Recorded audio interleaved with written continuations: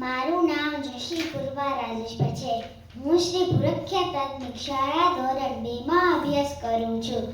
આજે હું તમને એક સુંદર મજાની વાર્તા કહીશ જેનું નામ છે ઠાગા ઠૈયા કરું છું.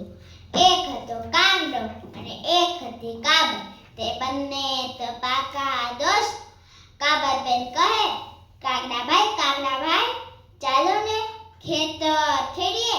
જો ખેતર ખેડશું તો આખું વર્ષ રણવા નહીં જવું પડે અને નિરાતે ખાશું. કાગડાભાઈએ કીધું, સારું.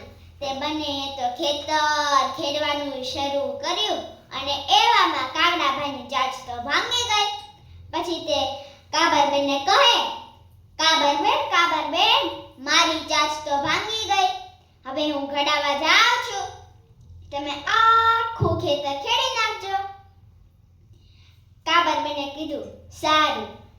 કાગડાભાઈ તો ઉડતા ઉડતા લુહાર પાસે ગયા અને ચાંચ ગળાવી નાખી.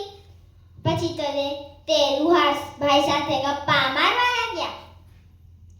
કાબરબેને તો આખું ખેતર ખેડી નાખ્યું અને કાગડાભાઈને બોલાવવા આવી અને કીધું, કાગડાભાઈ હવે તો ચાલો, આખું ખેતર ખેડી નાખ્યું છે, હવે વાવવાનો સમય આવ્યો છે. કાગડાભાઈએ કીધું, ઠાગા ઠૈયા કરું છું, ચાચુડી ગળાવું છું, જાઓ કાબરભાઈ કાલ સવારે આવું છું.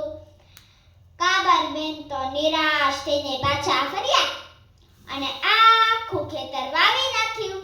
તેણે તો રૂપાળો બાજરો ઉગાડ્યો. એવો સરસ બાજરો ઉગ્યો તે હવે નીંદવાનો સમય આવી ગયો. તે ફરી ઉડતા ઉડતા કાગડાભાઈને બોલાવવા આવ્યા અને કીધું, કાગડાભાઈ હવે તો ચાલો, આખું ખેતર વાવી નાખ્યું છે, રૂપાળો બાજરો ઉગ્યો છે, હવે નીંદવાનો સમય આવ્યો છે. કાગડાભાઈએ કીધું, ઠાગા ઠૈયા કરું છું, ચાચુડી ગળાવું છું, જાઓ કાબરભાઈ કાલ સવારે આવું છું. કાબરબેન તો નિરાશ થઈને પાછા ફર્યા અને આખું ખેતર નીંદી નાખ્યું. પછી તો તેને કાપણીનો સમય આવ્યો. ફરી ઉડતા ઉડતા કાગડાભાઈને બોલાવવા આવ્યા અને કીધું, કાગડાભાઈ હવે તો ચાલો, આખું ખેતર નીંદી નાખ્યું છે, હવે કાપણીનો સમય આવ્યો છે, જો મોડું કાપશું તો નુકસાન થશે. કાગડાભાઈએ કીધું, ઠાગા ઠૈયા કરું છું, ચાચુડી ગળાવું છું, જાઓ કાબરભાઈ કાલ સવારે આવું છું. કાબરબેન તો નિરાશ થઈને પાછા ફર્યા અને આખા ખેતરની કાપણી કરી નાખી. પછી તો તેણે 2 ઢગલા તૈયાર કર્યા. એક ઢગલો નાનો અને બાજરાનો અને એક મોટો ઢીસાનો ઢગલો કર્યો. એમાં થોડોક બાજરો વેર્યો. પછી તો ફરી ઉડતા ઉડતા કાગડાભાઈને બોલાવવા આવ્યા અને કીધું, કાગડાભાઈ હવે તો ચાલો, આખું ખેતરની કાપણી કરી નાખ્યું છે, 2 ઢગલા તૈયાર કર્યા છે, જે ભાગ તમને ગમે એ તમારો.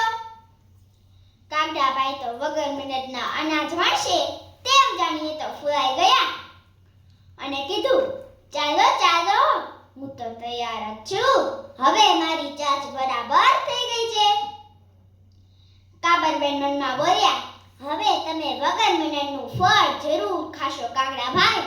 પછી તે બંને તો ઉડતા ઉડતા ખેતરે આવ્યા અને કાગડાભાઈ તો મોટા ઢગલા ઉપર બેસી ગયા.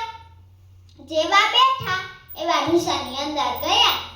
આંખે કાને મોંએ બધે ઢૂસા ભરાઈ ગયા અને કાગડાભાઈ તો મુશ્કેલીમાં પડ્યા.